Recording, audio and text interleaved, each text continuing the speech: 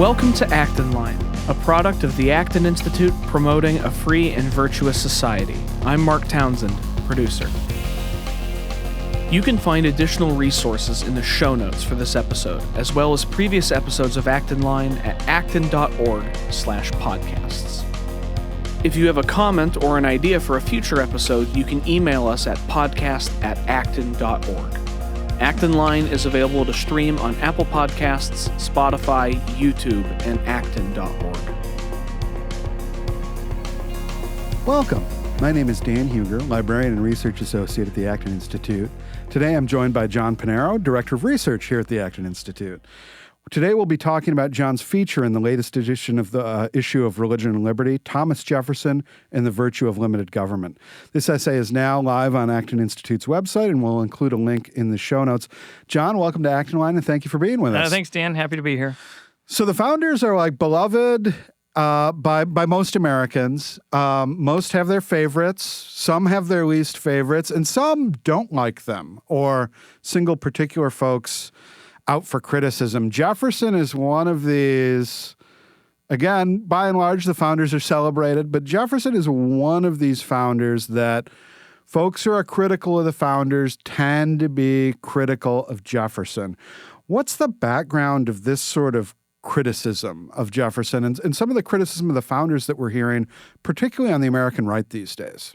Well, there's criticism, of course, over the years from all sides, but here's how I like to think about Jefferson. I think it's okay to think of him in tandem as far as controversy goes with Alexander Hamilton, and that's not just because of the great musical of recent years. It's not because it just makes it easy, but it's good to think of it that way because you used to be able to judge, used to be able to judge a time period by whether Jefferson was high and Hamilton was low, or Hamilton was high and Jefferson was low.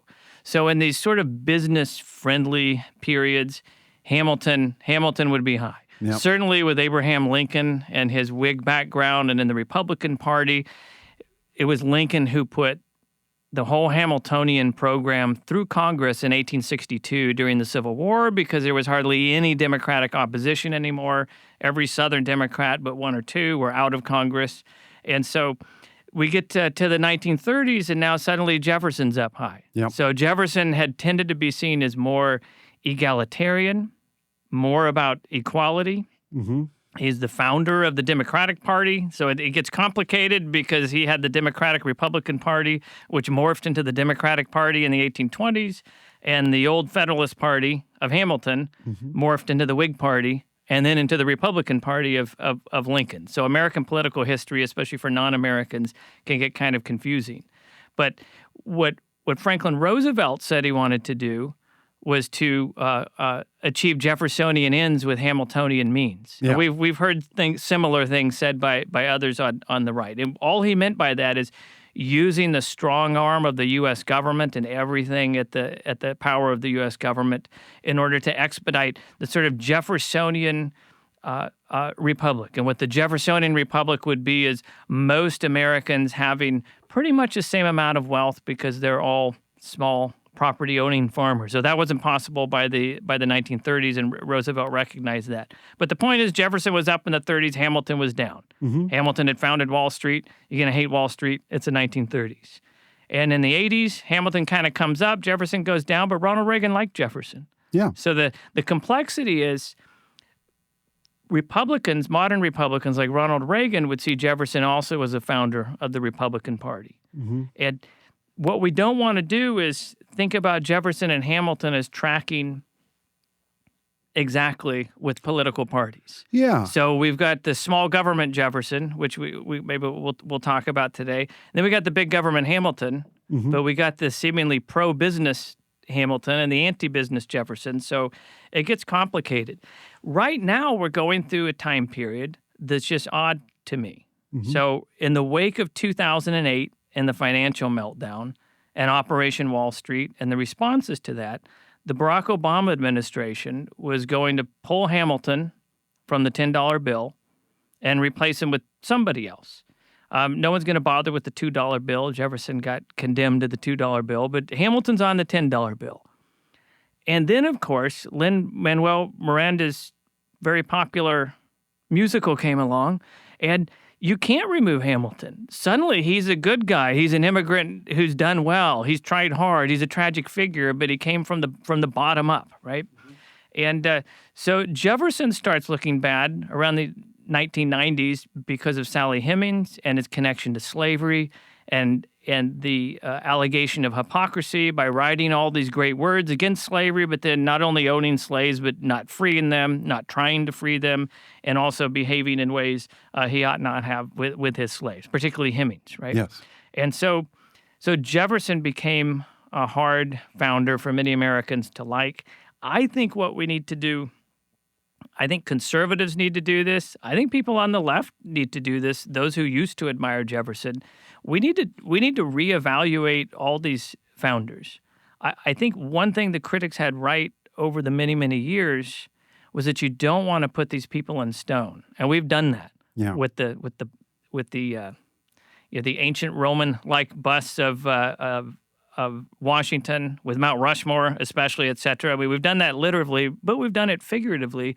We want to approach them as people, because people who can accomplish great things but who have their faults, I think they're much more interesting people. So what are the interesting, let's make it impersonal before we get personal again, because you mentioned that there are... Is it not personal? It's business? Yeah. Well, Okay. I mean, behind this tension is sort of rival visions of what America should be at the foundations of the Republic. And Hamilton and Jefferson are very much champions of different sorts of visions. And you've described very nicely how those visions don't map easily onto contemporary American political parties. What does that sort of agrarian Republican vision of Jefferson look like in contrast to sort of the commercial egalitarian, the sort of commercial, more aristocratic vision of Hamilton? Okay, that's a great question, and I think the way you start off in asking about their visions is to note something, and it's this: we hear often that, Dan, you and I don't disagree about where we want to get to. We just disagree on how we want to get there. Yeah. That's not the case with these guys. They're confident, and they're right. Mm-hmm. They each have very clashing visions, and they don't want the same end result.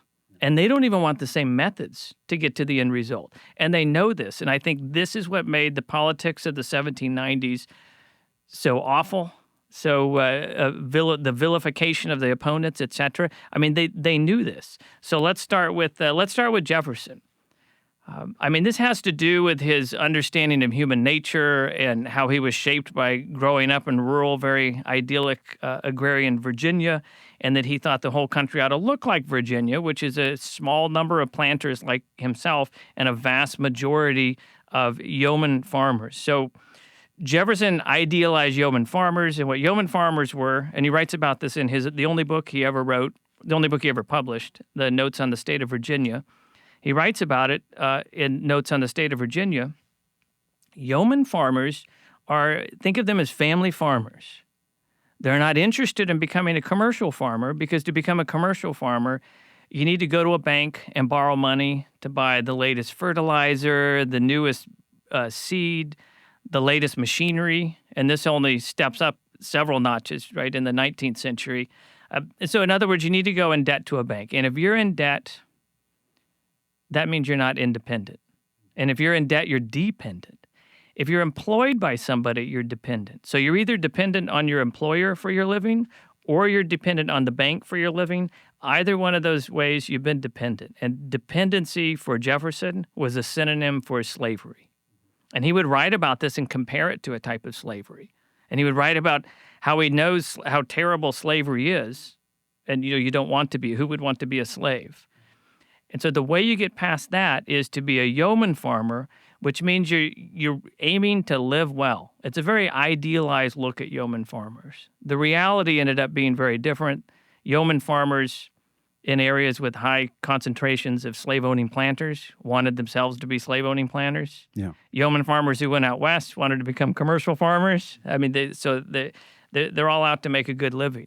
But Jefferson's imagination was, you just have enough to live well. You barter or trade for what you can't produce. You get a little bit of surplus. That's how you make money. but commerce is not really your goal. So that's his vision. Now, what happens when you're independent? That means you possess the virtue needed for self-government. So if you wanted a virtuous population, which is absolutely what you need in a republic, if the people are going to govern themselves, then they need to be virtuous. You don't need a big government. You don't need a boot on the neck of the people unless the people are dangerous, ignorant, violent, corrupt, and just riven with all kinds of vices.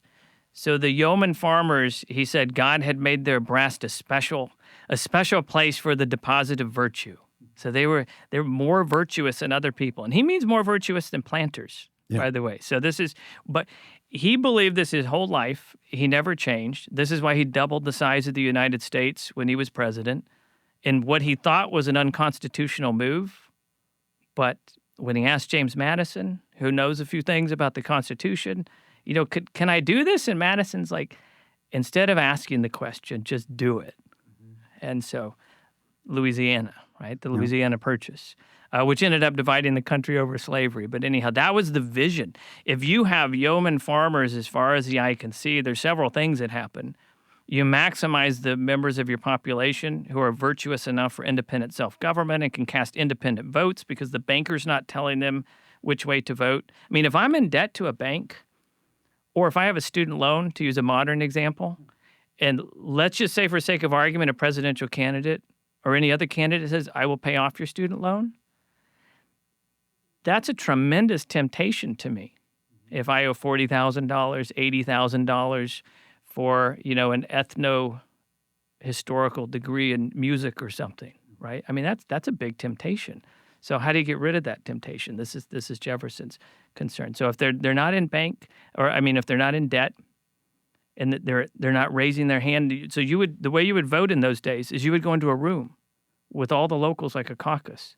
There was no private voting, so your employer's in there with you, and you're kind of waiting. Is he raising his? If he's raising his hand, is your hand going up or is it not going up? He might fire you. You don't know. This happens in current elections too. I know it happened in 2016. I don't know if it happened in 2020, but these sorts of threats from employers, like if you vote for the wrong person, you're out of here. Mm-hmm. So Jefferson was aware of all these things. So that's his vision of the agrarian republic. Agricultural, small farmers. With small farmers and an agrarian republic, that means you don't need much of a central government at all. You have very localized government. So Jefferson's prominently known as much a promoter of the rights of the states. That's because he thought state power was the most conservative power, his words, the most conservative power ever devised, the federal union of the United States. That is, don't trust checks and balances, don't trust the Constitution to preserve your liberty, trust the power of your state. When that goes away, everything else will go away. Mm-hmm. What's very interesting to me is a lot of the criticisms, and maybe we'll track back to Hamilton's vision later, but when you lay this out, this sounds to me very similar to what you get in a lot of early 20th century Catholicism. If you think about figures like G.K. Chesterton, Hilaire Belloc, the sort of distributivist movement, sounds very, very similar to this vision of sort of what a rightly ordered society looks like. What's very interesting is Jefferson is often criticized for an anthropology that many folks, many sort of religious traditionalists view as not fundamentally Christian, as a sort of deistic, impersonal understanding of God that really fundamentally is different in the nature of the human person. But a lot of those same traditionalist critics actually look very similar in their sort of public policy recommendations, their concern about the distribution of power, about independence of people in the economy. What do we make of that disjunction? Are the critics wrong that Jefferson's anthropology is fundamentally off base, or are there other things going on here? Well, I will say first, so it's not a Christian anthropology as I would understand it, as maybe you would understand it, or as somebody might get from Michael Matheson Miller at Acton University and one of our core lectures. it's not like that, but what I will say is that we so often hear, and I say this in the article on Religion and Liberty, we so often hear about what Jefferson got wrong. What we need to do is step back and think about what he got right. It's much like talking about Jefferson and slavery, for instance. There were a lot of slaveholders in the United States. There were a lot of slaveholders who had sexual relations forced with their slaves. But there was only one who wrote the Declaration of Independence. There was only one who wrote words that were so powerful that the pro-slavery lobby by the 1830s and 1840s was attacking Jefferson and calling him a liar precisely because the abolitionists were using his words to describe how awful slavery was. Not to mention civil rights leaders in the 1950s quoting Jefferson. So we're just looking for a big picture here, not to excuse, but just to explain and to understand. Your question at the beginning is, we have a lot of founders.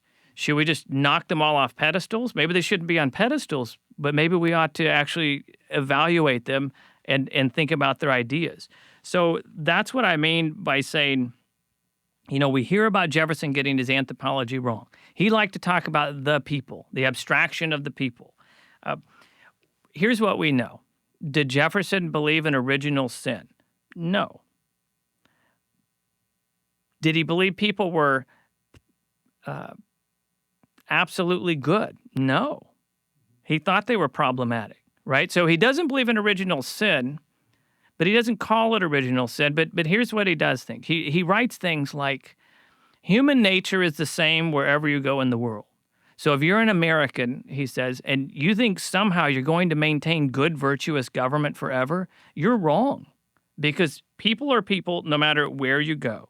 I'll quote him. I wrote down this quote here. We shouldn't be deluded by the integrity of our own purposes and conclude that somehow we can give government unlimited powers because we're not going to abuse them. It's the other people who abuse them.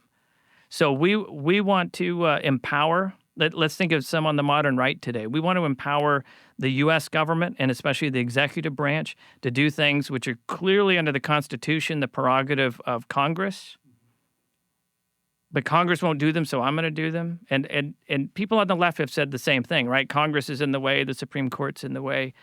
So what Jefferson's saying, and I think this is wisdom, you might empower it for you today, and you think you won't abuse it, but somebody else might abuse it tomorrow, and you'll be at the receiving end instead of the giving end. I mean, Madison said the same thing, right? You think you're always going to have enlightened statesmen at the helm? No. When people ask me who my favorite president is, I often say Washington, and then it seems depressing, like it's all downhill from there, speaking of the founders. But Jefferson's faith in the people, let's connect it to his anthropology. He said, if you take a farmer and a professor, and he actually says professor, okay? You take a farmer and a professor, and you give them a moral case to decide, the farmer's going to be better, going to come up with a better answer and a more true answer than the professor nearly every time. And the reason, he says, is the professor's been led astray by what Jefferson calls artificial rules, and the farmer hasn't. So what does Jefferson think exists? He thinks every human being has an innate moral sense. We have this innate moral sense that is universal. Everyone has it, not just Americans, not just the English. It's not that some people don't have it. He thinks that with that moral sense, we apply reason and we make moral judgments. Okay? So we make moral judgments with this moral sense that we have. So everybody has it, but it has to be cultivated. So you can diminish it to the point where you can't make good moral decisions, or through environment and education, you can improve it. So he's certainly in that line of thinking who would always put nurture over nature, for instance. Okay. But he also thinks, and this would coincide well with Christian anthropology, that he wrote, man is destined for society. That's as Aristotelian as it is. That's as Aristotelian as it is Christian, right? Man is destined for society. We're social creatures, so we need society. So Jefferson's not going to be one of these folks who, in thinking about what the human person is, says we're so good we can be stateless. or the farmers can just lead themselves, or we could have radical democracy. He doesn't think so at all. He thinks we need government because we're also capable of great evil, even though we have this moral sense. And so would we want to describe Jefferson, if I was evangelical or as a Catholic, which I am? Well, he's not going to be able to ascribe to the creed, no. But does he have a grasp of certain truths about the human person that Christians also possess? Absolutely. And I think it also tracks pretty well with Adam Smith's theory of moral sentiments. Yeah. I mean, you can see kind of it coinciding there. That is just this kind of innate abilities, etc. And they're different. But I think you can see what's in the air at the time is this sense that, okay, people seem to be better than some Christians say they are. But you can also look around the world, and the empirical evidence isn't good. We know they're not perfect. So what's necessary for human happiness? What's necessary for flourishing? And if you're going to have self-government, then you're going to need virtue. What's the best way to cultivate virtue? And Jefferson thought about all these questions. And if I may go back to Hamilton quickly. This is exactly the time to circle the back. commercial society of Hamilton would ruin the very virtues that Jefferson thought were needed. This is according to Jefferson now. So the banking, the financial instruments that nobody understands except the person ripping you off, in Jefferson's opinion, all those kinds of things would create a nation of dependent people, of beggars. And so that nation is after the Jacksonians had the same argument against the Whigs. You're out to get rich quick. There's no hard work involved. You just figure out how to fool somebody out of their money, how to convince them out of their money, how to give them loans they can't pay back, and you're just stealing from them. I mean, you're very much just like a parasite, to use a term Marxists would use, right? Yeah. That kind of society, Jefferson thought, would do exactly the opposite to the ability to maintain that moral sense and to behave virtuously. So there's an interesting argument, and this is something that I always find interesting about the distributivists and sort of these latter movements. They're very concerned about these abstract notions of power and the ability of folks that possess this power to somehow, through the material conditions, somehow people can become degraded or their dignity can be robbed and this sort of thing. Do we need to think about the commercial society in that way? Because there's sort of two realms of critique. One is that the sort of dependence that Jefferson frowns upon is actually something we're all embedded. And we're all very dependent creatures by our nature. We're born into families. We have responsibilities. We have obligations. None of us is truly independent in this sort of highly romanticized yeoman farmer way. Even the yeoman farmers need... Even the yeoman farmers are not. Yeah. And this gets into... You wrote another piece a while ago about sort of the trade policies that Jefferson and Madison were behind. And we'll link to that in the show notes because that's a very illuminating piece on sort of how a lot of this worked out practically. And there's this romantic vision on the one hand, but on the other hand, Hamilton ends up having the better argument in terms of the actual sort of economics of how things work out and how the standards of living in the nation are improved and how the nation sort of comes into greatness.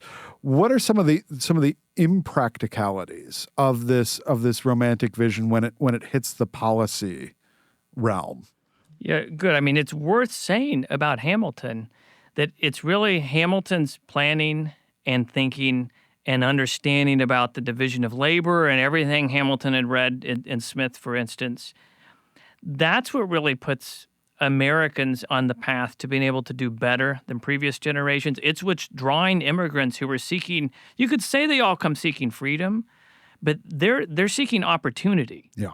Okay, they're seeking opportunity above everything else. And yeah, they have the freedom to do that in the United States, but that's really what they want. These are the kind of people who want to work, but they know that where they are, their work is not going to pay off. It's going to be taken by government. It's going to be taken by the land. It could be taken any day, maybe, and they're just nervous about it. Maybe it's the laws, et cetera, but they know it can be taken away. There's a relative freedom in the United States, and particularly out west beyond Appalachia at this time, that's hard to conceive of by Americans even today, just how free they're going to be. So on the practical side, though, with Jefferson, number one would be there are big businesses in the late 1700s and early 1800s in America. They're called plantations. Mm-hmm. And there are international businessmen, and they're called planters. And Jefferson's one of them, and so is James Madison. So this is the reason why Jefferson, who talks about getting rid of the Navy and only having a Coast Guard and how you don't need an army, which you really don't in the United States at the time, except in wartime, then they would build one. Yeah. And but he is the one who's going to send the Marines all the way around the world to Libya to fight pirates. What in the world, if we're a yeoman farmer republic, why are there even Americans in the Mediterranean? Well, because they're trading. Turns out there's a lot of international trade going on. So Jefferson and Madison come up with this trade system in Virginia, right? This Virginia system of discrimination. And it looks a lot like some current ideas about tariffs, mm-hmm. where you're just picking and choosing, and it seems to be rather arbitrary, or it's a mathematical formulation that you can't find a mathematician who can understand it. And that's what they're proposing. They're going to discriminate so much against British trade that Americans will be forced to make the things they're importing. That puts Hamilton's ideas for what the U.S. government should be doing in its protective tariffs and its federal funding for internal improvements like roads and bridges and infrastructure, something suggested in Smith, by the way. Yeah. So that puts that in a different light. So we often think of the Hamiltonian program that Hamilton, and he does this, he's very clever. He gives you the bank, he gives you this piece, this piece, this piece, this piece, and it even takes Jefferson and Madison a while to put it together and say, oh no, I see what he's building, and then they get very, violently, figuratively speaking, violently opposed to it. But it's also true that the financial plans that he sends to Congress, his famous reports on manufacturing, those are really responses to the plan hatched by Madison and Jefferson. Mm-hmm. That's the response. Theirs is not the response. And in other words, we need to go back into the 1790s and realize the Jeffersonians are not promoting what I would refer to as free trade, and Hamilton's certainly not promoting what I would call free trade. They're both trying to benefit the respective section or region of their country. They both have long-term plans. They both have a vision for the country. I mean, it's the same tensions we see now in the sense that this is what a republic looks like. Yeah. But with Hamilton, there's a fundamental idea that America should be integrated in part of a global system. He wants it to be top dog. Yeah. No. But the only way to get to the top of the heap is to play the game. And he's also interested in a commercial society. And part of this is New York is, the center of American commercial life at the time. So there is regional interests.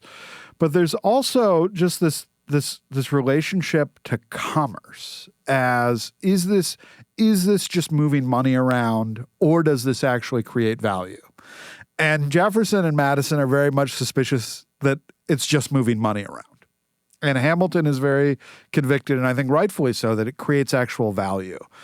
How does that shake out with those? Those are very different. We have a very different version of commercial life, which is very interesting because you mentioned that they're drawing on a lot of the same sources for this. They're both formed by Adam Smith. They both have this sort of shared understanding about a sort of natural rights, natural law tradition. But how this cashes itself out in terms of understanding of whether a commercial society is conducive to a life of virtue, or whether it's something that is degrading of the human spirit, is very fascinating to me. When you say Hamilton just wants to move money around, yeah, I feel like we're on the verge of an epic rap battle Oh, yeah. from the second act of Hamilton, but we're not going to go there. It might improve the ratings of our podcast. It would. I don't, if I could get the wig that Jefferson wears. Absolutely. I'd like the outfit. That's Yeah. just me. Though I'm convicted by this Sunday's gospel, I shouldn't dress so nice. Now on my bed of ivory, etc. But now, one correction before we go Yes. on. So there's a letter from Jefferson to Adams, I think it's 1819, somewhere in there, where he says, I've finally gotten around to reading Wealth of Nations. You've been telling me actually it's to somebody else, but it's about Adams. Adams has been after me for years. He says it's the best book on economics, which tells me something. It tells me he's not shaped by Smith, actually, Jefferson. Yeah. Unless it's just typical Jefferson and he read it and forgot it or something in the late 1770s. But he seems to have never read it until around he's been president by this time. He's long into his retirement project by 1819 of the University of Virginia. And so that's just something to think about. What Jefferson doesn't think about, and I don't know how much Hamilton thinks about it, are the virtues that commercial society actually does inculcate. So if we go back to anthropology and we talk about the natural creativity of the human person, we're created not just to seek and know the truth, and we have minds that are just drawn to that, but we're created also to be creatures, to perfect the creation we see, to do it in the best way possible, to do it to benefit our families and ourselves, and thereby benefiting others. And sometimes we want to benefit others, right? So it's not this zero-sum game where it's my family versus everybody else, and that's what we mean by rightly ordered self-interest. There's actually, I want to help all these people achieve their happiness, and thereby it achieves my happiness.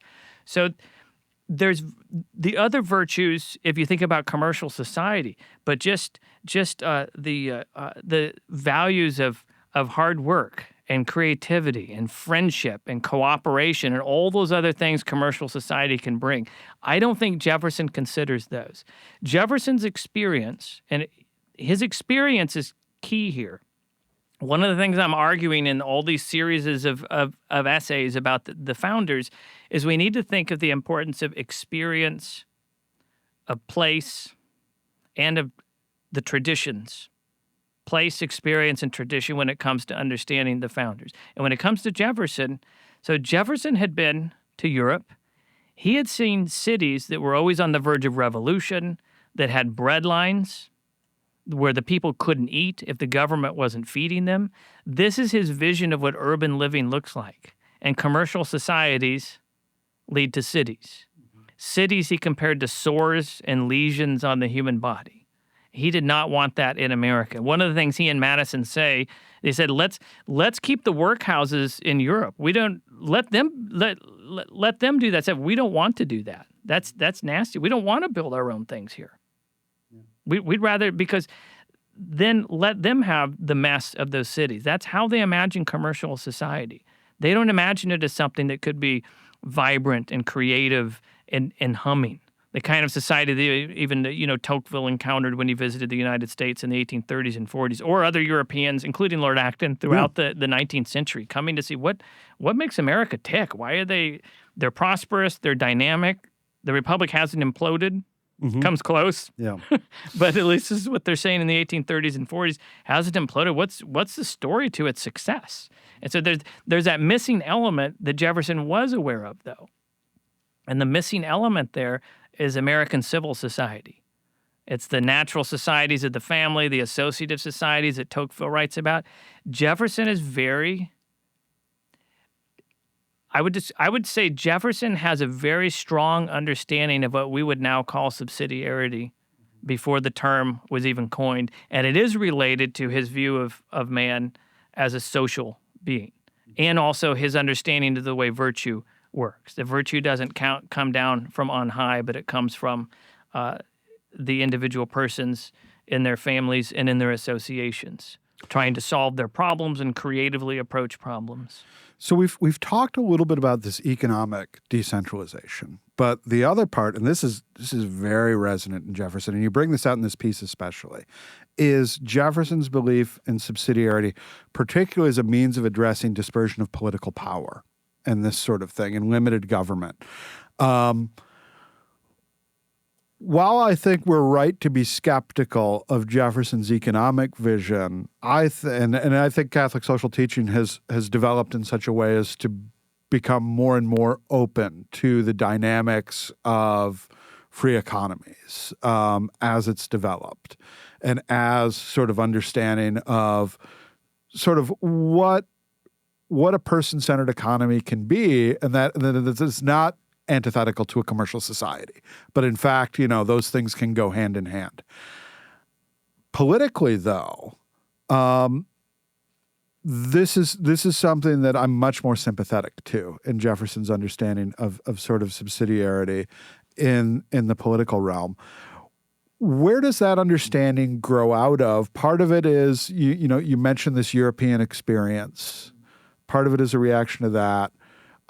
What other things are forming Jefferson's thinking? He's not going back so much, or maybe is he going back to sort of this earlier medieval tradition? This is where Lord Acton would ground his sort of appreciation of subsidiarity, is back into medieval civilization. Where does Jefferson ground it, and how does he articulate that sort of political vision of subsidiarity? That's a question that could be its own podcast. Yeah. This is a fun question. I like the question. So where does he ground it? Well, let's start with experience first. So his experience, you must remember, is sitting on his little mountain of Monticello, having inherited over 200 slaves as a young man, and this is his upbringing. He married into one of the richest families in Virginia. He had patronage from his father-in-law in order to rise through the assembly and ranks, etc. And he's in the right place at the right time in the 1770s. And at that First Continental Congress where he writes the summary view of American rights, that's what people need. They need to read the Declaration. Mm-hmm. Okay, they need to read the Declaration, which he later described 50 years later in a letter, as kind of harmonizing all the sentiments of the day, he said. But that summary view of American rights, you get him talking about natural law. He's clearly talking about natural law. And there's that implication already with this idea of the moral sense, and we all have it. But he's talking about natural law in there because he talks about natural rights. He talks about, though, experience. He talks about the English tradition. He talks about everything. It's like a pizza supreme, Yeah. So you get these founders, and you go to John Dickinson. And you're like, if you want to learn about prudence, you study John Dickinson. But you also learn that you can make the wrong decision out of too much risk aversion, and that's not the same as prudence. We start thinking of the way the Greeks thought of virtue with a golden mean and too much of something or a lack of something. And we want to approach, I think, all the founders that way. You don't want to look for the perfect founder and you hitch your wagon to that person because somehow in every argument they got everything right. Most of these, I'll say all of them, though with Washington, I think it's debatable, but it's a tough one. It's interesting that way. But they all have their flaws. And I don't mean their human personal flaws and foibles and sinfulness. I mean flaws in their ideas. So what we want to ask is, what can a contemporary person in our era appropriate from each of these founders that matches well with the Christian anthropology, that matches well with what we know about the human person, with experience, with reason, with all these things. That's what we want to ask. And we do find a lot in Jefferson. Now, so having said that, Jefferson did not, he read the ancients, but he didn't think they had much to say about politics. He dismissed Aristotle's Politics. I'm going to have to paraphrase now. Yeah. I don't remember the term, but he basically says it was bunk. That's so yesterday. This is how Jefferson describes Aristotle. Nothing worth reading. Plato's even worse. He says this about all the old political thinkers. He really thinks there's a new era of politics. We haven't borrowed anything. We just created stuff. Hamilton says things like this in the Federalist Papers. I just don't think they're true. Yeah. They don't know the ancient roots in many cases of what they're describing, or they want to make it sound so new, like there really is something new under the sun. There's certain things he did like of the old world, like the histories of Tacitus. There's certain things he likes. Mm-hmm. But moving forward, his understanding of the medieval period is the same as that of the Whig historians of the 1700s, and they'd created this kind of myth. And the myth was this. It was that The Saxons were living freely. And this is something Chesterton and Belloc draw on as well. Yeah. So there's always this kind of nostalgia for a time period about which we know very, very little. Mm-hmm. We dig up a stone once in a while. We can read Beowulf. We can there's not a lot. And they were liberty-loving people. I mean, it's almost like a distributivist wonderland. Yeoman farmers. They're not serfs. They're peasants. The Normans come and just ruin everything. The continent comes and just ruins everything. And so that's English history to Jefferson. It's almost like he's engaged in a sort of restoration to the way that things were supposed to be if things hadn't gone so awry 1,000 years ago. So he's not reading the medievals. Who he's reading is Grotius and the physiocrats, and he's reading more contemporaries, who, especially those who've been recently translated into English just in time for the 1760s and the tax protests. And I wrote an essay about this for Law and Liberty in October of 2024 called "The Roots of Jefferson's Union." And this gets at his view on government, not on economics, but really on government, small government.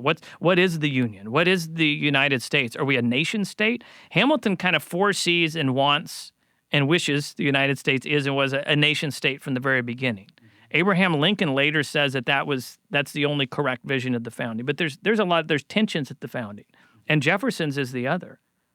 That the states get together, they create the Union. The Union doesn't create the states. They're not departments of a nation state. They can become that if they get rid of the direct election of senators, if they approve of income taxes, if they approve of all the things that can make the states lose their representation in any real way at the federal level. But that's all history, but history really matters. Sometimes when we talk about ideas or intellectual history, we think we just have this disembodied idea against this disembodied idea, and we forget the importance of the actual history. So Jefferson's approach is to read the contemporaries, especially Grotius, and the way he sees the United States government is as a union of sovereign states, which is how the Articles of Confederation, the first Constitution, saw the U.S. government. It's a union of sovereign states. This is why he says the states are the most conservative power ever devised to preserve liberty, because his experience in the 1790s before he becomes president is that there had only been Federalist presidents. The entire judiciary was therefore Federalist. Congress was Federalist in both houses by 1798. And amid impending warfare with France, you got the Alien and Sedition Acts, an outlawing of political speech of certain kinds in the United States, contrary to the First Amendment. And there's been great studies by historians, which are very compelling, that show how there were state laws that were much worse on the books in the late 1790s. The English laws against similar speech were worse. The Sedition Act is not as bad as you think it was. But that doesn't mean it's not bad, and it doesn't mean it's not contrary to the obvious purpose of the First Amendment. So that's when Jefferson and Madison together wrote the Virginia and Kentucky resolutions that said, who really has the power of the review over congressional legislation? Well, Washington would have said the president. If Congress is going to send the president a bill that's obviously unconstitutional on the face of it, that's the president's job, is to veto that. That's one of the protective aspects. Washington only used the veto for that reason. There were really no political vetoes prior to Andrew Jackson, who was the first president to veto things because he didn't like them, and they were against the ideological focus of his political party, though he still gave constitutional arguments. So if the president won't veto it and the judiciary won't overturn it, what do you have left? What's standing between the people, as Jefferson would call it, the citizens of your state, and this U.S. government that your state helped create? The answer is only your state government. Otherwise, it's just you and the state. It's the individual and the nation state.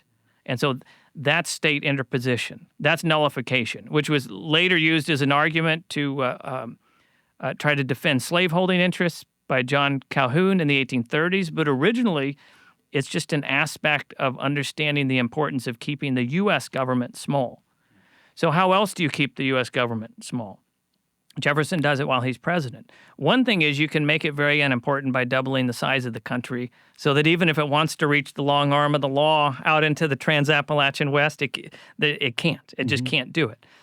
You cut the spending, cut the Navy, cut the Army, try to impeach judges, which Jefferson failed at, but trying to get judges you don't like out of office. There were a number of things Jefferson did as president to cut that kind of spending, to shrink the federal head, as it were. Not all of it was very successful, but that small government sensibility of Jefferson, which Ronald Reagan so liked and which most conservatives still ascribe to, whether they're of the agrarian kind or the commercial kind, that small government sensibility grows directly out of that anthropology that also looks to the U.S. government, but all government, as subsidiary. And so the proper question to ask when it comes to subsidiarity is not, what's the lowest level? So we think about the definitions of subsidiarity that we see in Catholic documents and Catholic writing. That is that, an entity of a higher order shouldn't do for a lower order what it can do for itself. Mm-hmm. But the best question to ask is really just like, what's the proper level? Yeah. Instead of fixating on the lowest. And it gets lower and lower and lower. So Jefferson's subsidiarity and view of small government, I would say it really comes from the ground up, not from the top down. Like, we need a small government because of this. It's just what the people can do and what they're capable of. This is the Jefferson that so attracted Americans for 2 centuries now, that kind of faith in the American people, so to speak. And maybe it is just faith, but that's what people have found attractive. So Jefferson's vision has been very captivating to all sorts of people who go along and then act in ways that aren't really harmonious with it. Even Jefferson himself. As we've talked about, Jefferson is somebody who wanted an agrarian republic, small government, and what we have now is a commercial society with a very large government. Jefferson is sort of roundly defeated on every front. Why should we turn with him today? The verdict of history seems to be Jefferson has lost. What are some lessons either from maybe Jefferson was right. He just played his part wrongly in history. Maybe it was more chance and things could have shaken out better. But I tend to think that the sort of forces, when you talk about, history is alive, it is shaping these debates, and we do have direct election of senators now. We do have an income tax. And we have the largest economy in the world. We came out on top like Hamilton wanted. This is sort of the closing question is why bother with this man who it seems like history has left behind? So what is there for us now? A couple things come first off. First off, I would say history is not a courtroom, so it doesn't have verdicts. Yep. So, history is our interpretation of past events. I mean, that's how an historian sees history. We're interpreting the past. Now, so I was in the 1980s, but I wasn't in the 1880s or the 1780s. I mean, I have to make use of the evidence that's there, right? And I have to look at its fallout. So history involves interpretation for sure. But the other thing it needs to involve is not idealizing the past or approaching it with nostalgia. Bill McClay is really good about this, and the little book he wrote for ISI, which I use with students for years, called The Student's Guide to U.S. History. And he's got this little section there saying, you might be able to imagine a country that's better than it is now or a past that's better than it is now, but you need to show me in the historical record where that's ever existed. And if it hasn't, then you have to ask some serious questions about the human person and our capabilities, about hubris, about humility. We have to think of these things.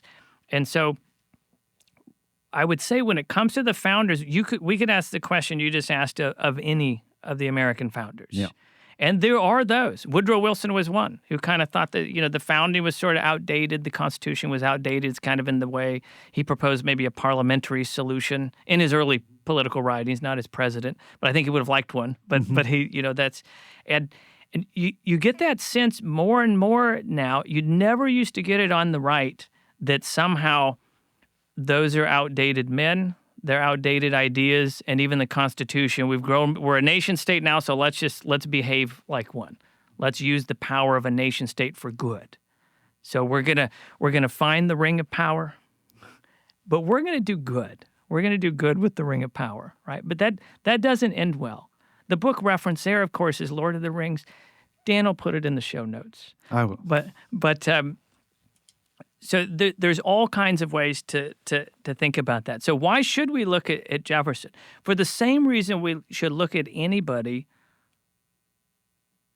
who in some of his ideas is speaking the truth about the human person, about government. And that if you're really afraid of corruption, then what you want is small government, not large government, because large government invites corruption because we ourselves are corrupt. So everyone who thinks they wouldn't be corrupt if they have the levers of power, you don't want to be tempted by that amount of power because you really don't know what you would do with it until you've had it. And sure, there's a few people. So there's Washington, who not once but twice, if we want to think of as a board of almost retirement in 1792, we could say 3 times, but has turned down great power. Okay. That exists sometimes. But as the English said at the time, when they looked at Washington, I can't remember, I don't remember which English general said this, but I don't trust men tempted by great power. It's just not going to happen. But it happened. So that was a real person. There's other examples from history. There's the legendary Cincinnatus. This does happen. But it's very rare. That's why we know their names. But what we do know is people tempted by great power tend not to relinquish it, tend to abuse it. Corruption enters in. And corruption comes in all shapes and sizes. This isn't just a matter of bribery or favoritism, but it creeps into just the way we operate as moral agents and acting human beings. I mean, in our relations with others, in our market relations, in trade, with our neighbors. So what we get from Jefferson is, number one, people are better than we often think they are. People are better than we think they are. Now, if you watch certain news channels and only pay attention to negative news, you'll think they're awful. But you might notice something else, which is when you go to the market, I mean the market now, but like the supermarket, right? When you go to the supermarket and in your personal relations with people, you often find people who are pretty nice. And people who supposedly you're supposed to hate or dislike, or you've heard that they dislike you, and it's okay. And you should start to wonder, where are all these bad people I've heard about? Okay, it's just like trying to live inside social media. So Jefferson, I think, is good for that. He's also good to understand that people are flawed, sometimes deeply flawed, but it doesn't mean they're not capable of great things. Okay, and Jefferson's a good example of that. But he's also somebody who was around in the formative years of our republic, who helped make the arguments, drawing from thinking about natural rights and government and experience and even the traditions of Western civilization, and put them all together in words that normal people could understand then to make a real argument. So just the idea that you should have an argument if you're going to engage in something as dangerous as a revolution, and that you should provide evidence, there's a good lesson there, I think. People often think of the Declaration of Independence, and they only think of the wonderful opening lines about the Creator, etc. That we know our liberty has to be from a source that transcends the state, or else it comes from the state, and the state can take it away. And Jefferson knows that. But most of the Declaration is a list of grievances, and they're common law violations, they're natural law violations. Some of them are made-up violations or exaggerated violations, but they're violations. They're evidence. You want to talk about a verdict, right? So you're looking for a verdict here. This is a prosecution of how Parliament has been treating the colonies, how a Parliament that is not our own, as Jefferson put it in that summary view, has been treating us. We have our own parliaments. We have our own legislators. We don't need theirs. That's a parliament foreign to our shores. Jefferson calls the British Parliament. So you have these sort of enduring lessons of Jefferson. And this is a very interesting way to think about it, because you've cast this in a sort of broader net. Because, when we talk about lessons of history, this is a different sort of way of thinking about this than you get. People will often talk about, you learn history so you don't make the mistakes of the past. And that's true to an extent, but it's also sort of an invitation to inquiry and a way to think through our present. And I really think that's a powerful way to think about not only the American founding in particular, and all of these struggles that these men in a very different time, in a very different place, in a very different nation than the one we inhabit today, that was profoundly shaped by them, but very different nonetheless, is how we can look to them and draw upon them to inform our own thinking today, thinking through our own problems, not in a sort of naive sort of recovery or recapitulation of what they did, but as true sources of wisdom that is rooted in history, but really transcends it. Yeah, and I would compare it to, you mentioned Chesterton and Belloc, two of my favorite authors. I love Chesterton's fiction, especially, but the Everlasting Man, you name it, Orthodoxy. I mean, great stuff. His poetry is wonderful.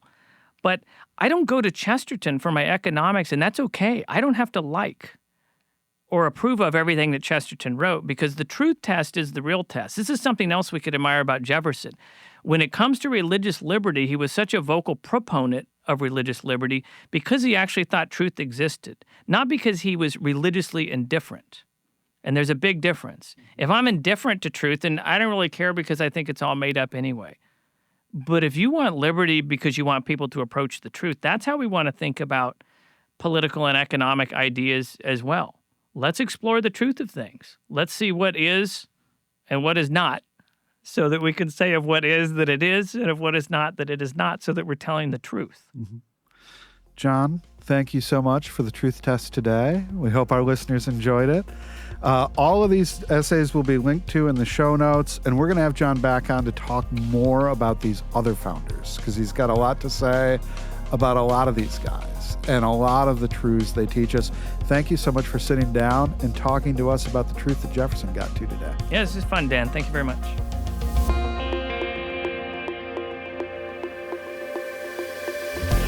Thank you for listening. If you'd like to learn more about Acton or hear more of this podcast, please visit acton.org/podcasts. Otherwise, we'll see you next week.